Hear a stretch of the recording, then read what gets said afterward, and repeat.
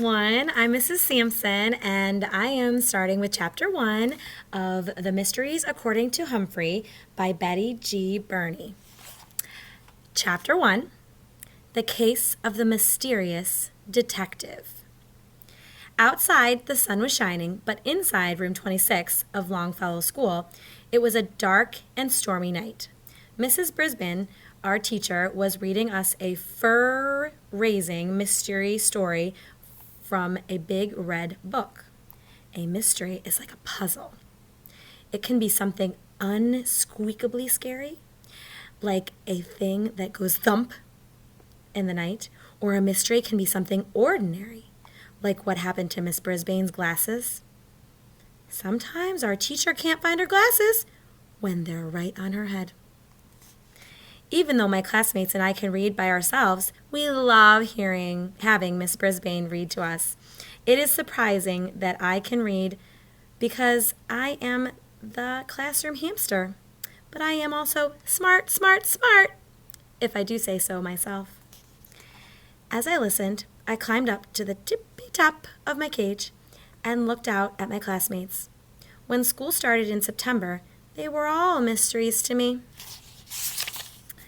I didn't realize that at the beginning of the school year, a new class comes in. A class of total strangers. It's taken me a while to figure out why Hurry Up Harry is late so often and why Slow Down Simon moves so fast. I learned that Rolling Rosie's wheelchair doesn't slow down a bit, and I learned that Helpful Holly is sometimes too helpful Holly. Now it's October.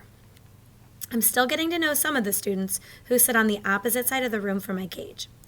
I haven't figured out why Do It Now Daniel D. always puts things off and why Stop Talking Sophia Kamansky has so much trouble being quiet. In time, I hope I'll solve those mysteries too.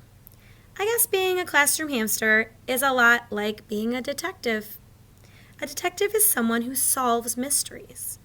The story Mrs. Brisbane was reading was about a detective named Sherlock Holmes, who was one smart human.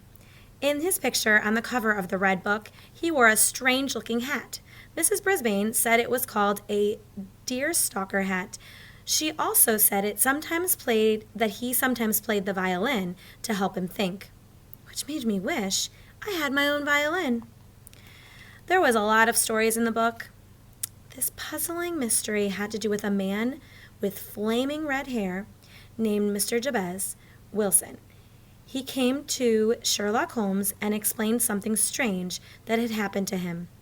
It started when he saw an ad in the newspaper for a job that was only for a person with flaming red hair. I guess that's why the name of the story was The Adventure of the Red-Headed League. Mrs. Brisbane asked us, why would they only want someone with red hair? Kelsey Kilpatrick's hand shot up as fast she almost hit just Joey, who sat next to her.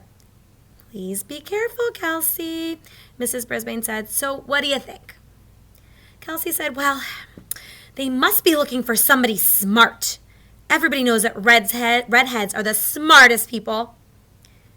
My classmates all laughed because Kelsey's has red hair. Naturally, she would think red-haired people are the smartest. Mrs. Brisbane laughed too. Yes, Kelsey, some red-haired people are very smart, but I don't think that was the reason. She asked if we had any other ideas. I thought and thought. If the job needed someone smart, I think they might look for a clever hamster like me. Paul Fletcher, whom I think of as Small Paul, had another idea. Maybe they needed someone who looked like someone else. A different person with red hair, he suggested. That's an interesting idea, Paul. You might make a good detective, said Mrs. Brisbane. Paul Green, whom I think as Tall Paul, raised his hand. Maybe the person has to wear a costume, he suggested, and they need red hair to go with the costume. Excellent idea, Mrs. Brisbane said. Thomas T. True looked puzzled, and he raised his hand. Is this a true story? He asked. I mean, is Sherlock Holmes a real person? Mrs. Brisbane smiled. No, It's a made-up story, but Sherlock Holmes almost seems like a real person, and he's been popular for many years. When he solves a mystery, he looks for clues. She explained that a clue is information that helps you solve a mystery. And Sherlock Holmes was always looking for clues, because a good detective always has sharp eyes. Mrs. Brisbane read some more. The red-haired man got hired, but it turned out that the job was nothing more than copying out of the encyclopedia every evening. What a strange job. Why would anyone need someone to copy the encyclopedia? And why would that person have to have red hair? That was a mystery indeed. Suddenly, Mrs. Brisbane stopped reading and closed the book. Eek! I squeaked, my classmates groaned, and begged her for more. But it was almost time for afternoon recess. When you come back, I'll have a different kind of mystery for you, she said, which got us all really excited. Soon, the classroom was empty except for Og the Frog and me. Classroom pets don't go out for recess. Once we were alone, I squeaked to my neighbor who lives in the tank next to my cage. Og, why do you think the ad asked for someone with red hair? He splashed around a little in the water of his tank and he leaped and said boing, boing. He sounds like a broken string guitar, but he can't help it. It's just the sound he makes. I guess Og doesn't know much about red hair. He doesn't have any hair or fur at all. And he's very, very, very green. I don't have any ideas either, I said, but I'm sure going to think about it. When my friends come back, they were anxious to hear about the other mystery. You know, class, when we read, we're all detectives, the teacher said. We all looked puzzled. Sometimes we come across a word we don't know, right? She asked. Everyone nodded, including me.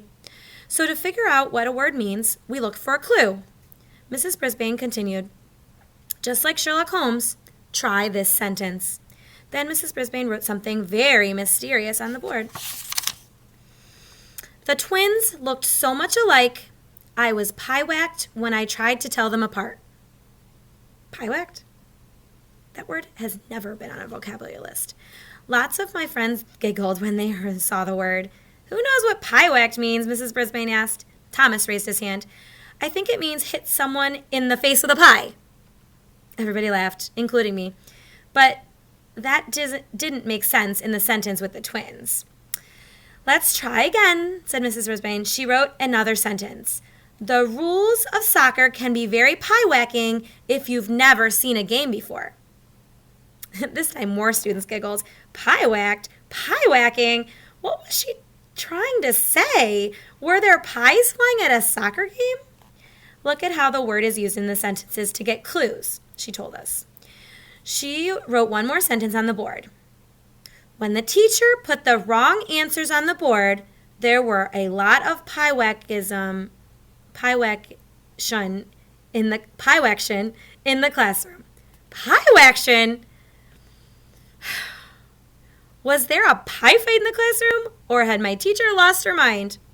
I'm confused, I blurted out, even though all my human friends heard was squeak. Confusion? Slow down, Simon shouted. I'm sorry to say he forgot to raise his hand before speaking. Confused, too helpful, Holly said. She raised her hand, but she didn't wait for the teacher to call on her.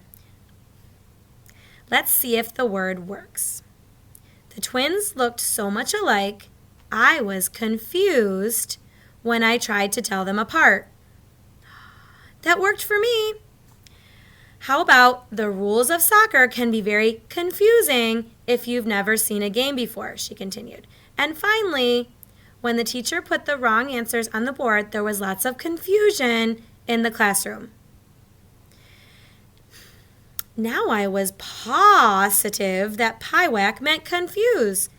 For your homework tonight, here are 5 more mystery words to figure out, she said as she handed Rolling Rosie the homework sheets to pass out. Unfortunately, Rosie didn't give me one, so I couldn't see what the mystery words were.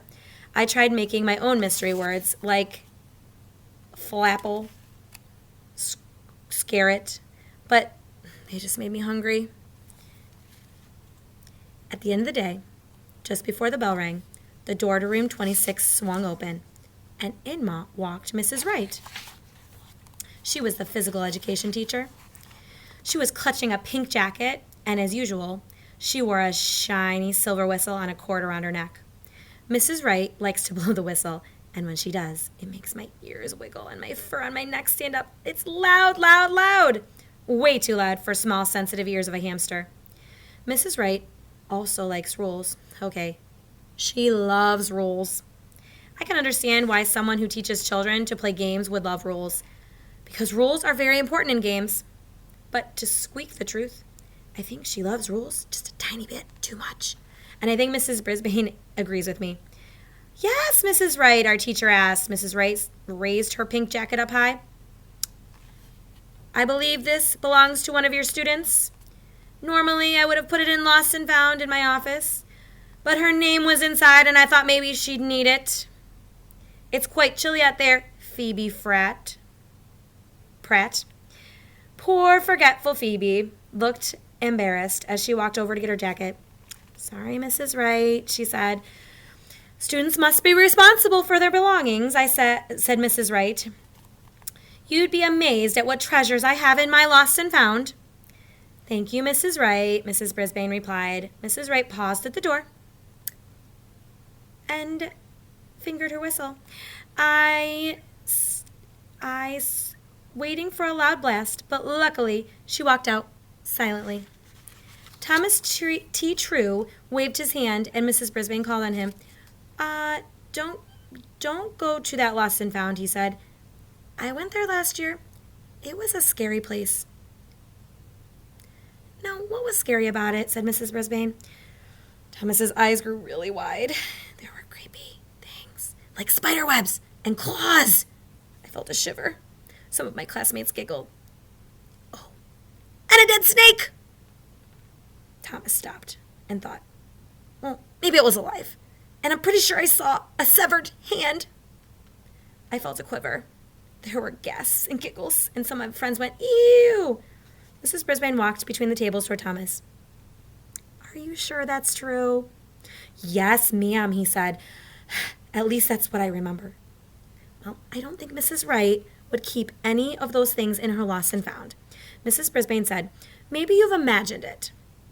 Thomas thought for a second. Maybe, but I don't think so. Suddenly the bell rang, and my friends jumped up off their chairs. Slow Down Simon was the first one to the door, and all my other friends were close behind him. After all of the classmates had left room 26, Mrs. Wright came back. That Phoebe, she is quite forgetful, she said. Have you noticed? Yes, I have. We're working on it, said Mrs. Brisbane.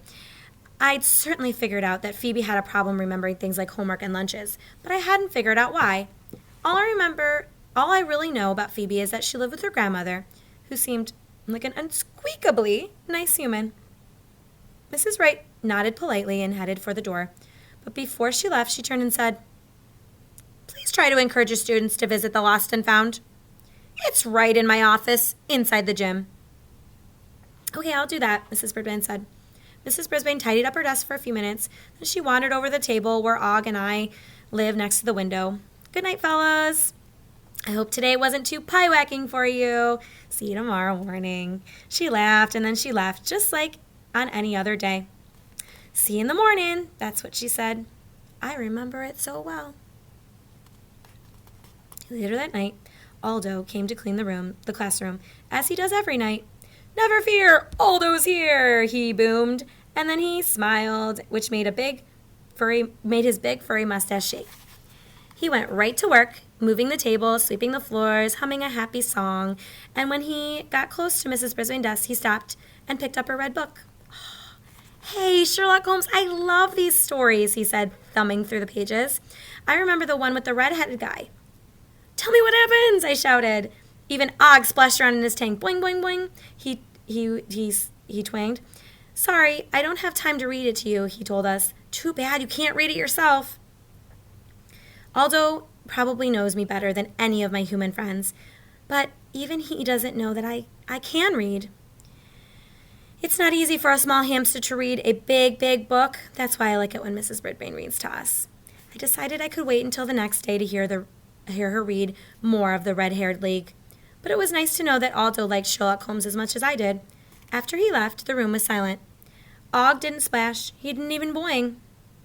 What was he thinking about? We're good friends, but Og will always be a mystery to me.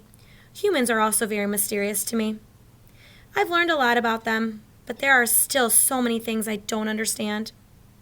I took out the little notebook I keep hidden behind my mirror and started scribbling on it with my tiny pencil. Mysteries about humans. Why do they keep old and unpleasant pets like dogs and hamsters when they could have... why do they keep odd and unpleasant pets like dogs and cats when they could have a very nice hamster, like me? Why do they throw bits of leftover food away when they could store it, like I do, in my bedding or in my cheek pouch? Where are humans' cheek pouches? Why do humans laugh when they talk about poo, especially my poo? Mysteries about frogs. Well, why don't frogs have fur or even hair? Why can't frogs act just a little more like hamsters? I wasn't sure those mysteries would ever be solved. Humphrey's detectionary. Even smart detectives, like Sherlock Holmes, can't solve a mystery without a clue. Thanks for listening.